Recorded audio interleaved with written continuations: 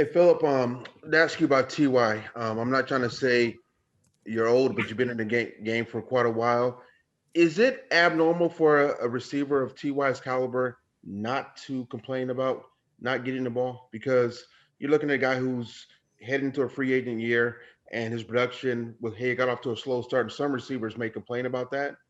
So, what to say about his character that he has kind of just rolled with it and essentially waited to get going offensively? Yeah, no, it says a lot about his character. It says a lot about the type of teammate and person he is. I think at the same time, though, he wants the ball. And I don't think that it was him settling to not get it. He wanted it every week.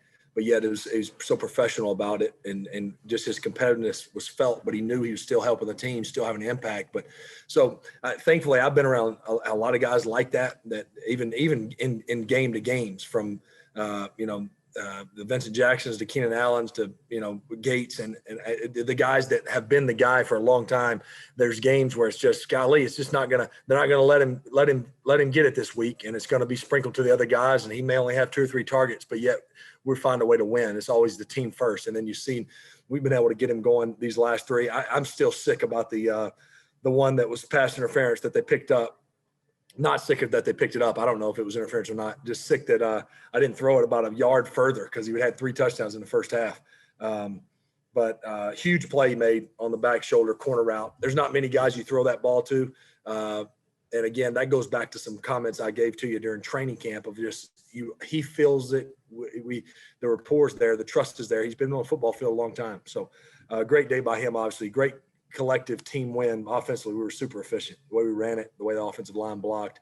Getting Costanzo back was good. He gutted out, coming back faster than guys anticipated. Quentin goes to left tackle there for a little bit. JT and Naheem running the ball the way they ran it. Jack Doyle getting going in the passing game, which was fun to get him on a deep over route. Zach had a huge 3rd down right in the 2-minute drive. It was just an efficient day all the way around, and a good win on the road. Different kind of on the road, but good win on the road. Joel Erickson.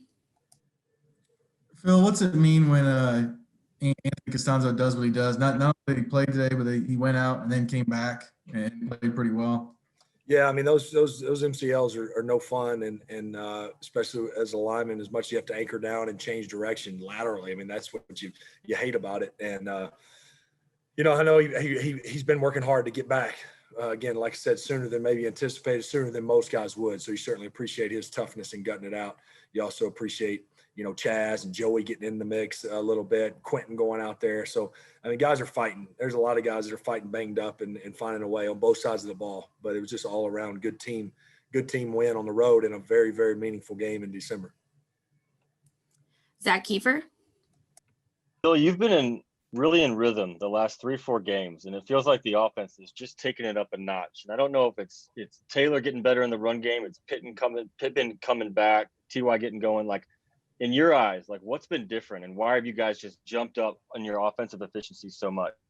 Well, I think we had some hiccups, but you like to think we've been doing this all year. I mean, that's what you hope you do, and you hope you're playing your best ball here in the 4th quarter, and that's what we're going to need to do to accomplish our regular season goals and to ultimately give ourselves a chance in the postseason. So I do think that it's culturally what Coach Wright and the staff and our team has developed and built to focus on the process and the one day at a time getting better. I do think that is being felt now. We're reaping some of that, and we got to keep doing that because I know it's boring on the outside, but we believe it. We believe it here internally that it's truly how can we get better today and keep our head like this. And again, we've had some hiccup games that we haven't executed well enough, but all in all, I do feel us doing that day by day and week by week. And I think, it's one thing to say it, but I really believe we believe that. And I think the teams that believe it, that just, hey, let's just find a way to one play at a time mentality. How can we get better today?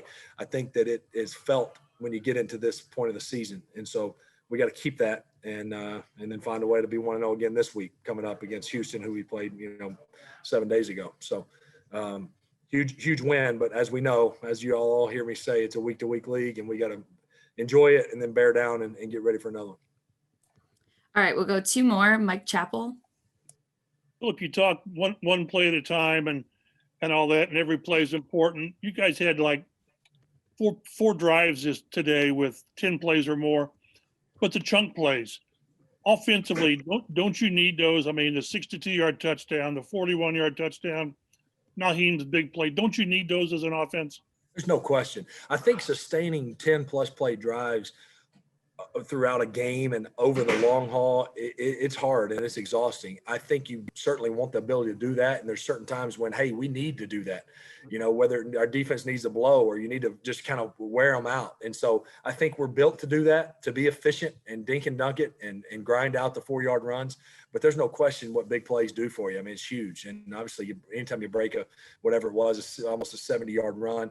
I think you think how that run came to, and it's because Jack Doyle's, finding a little soft spot on 2nd and 10 and getting us to 3rd and 1.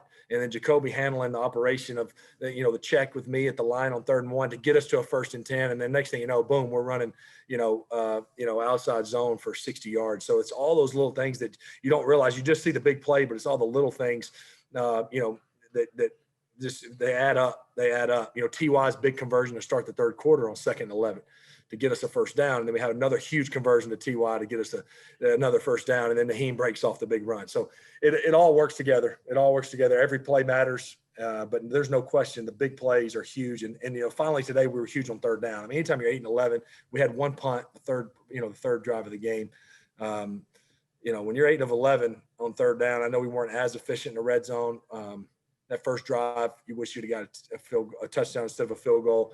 But really, at the end of the other red zone miss is before the end of the half, which we managed pretty well and got 3. And then the other red zone is we're in kind of 4-minute mode. And so all in all, it was a real efficient day. Well, one quick follow-up on the 62-yard touchdown. From your vantage point, how big was that hole?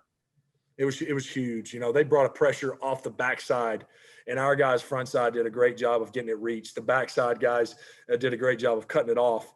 And then I think you just saw pure speed. I mean, that is a big man that can run fast. It was quite impressive. I kept thinking they were going to get him, and they just couldn't catch him.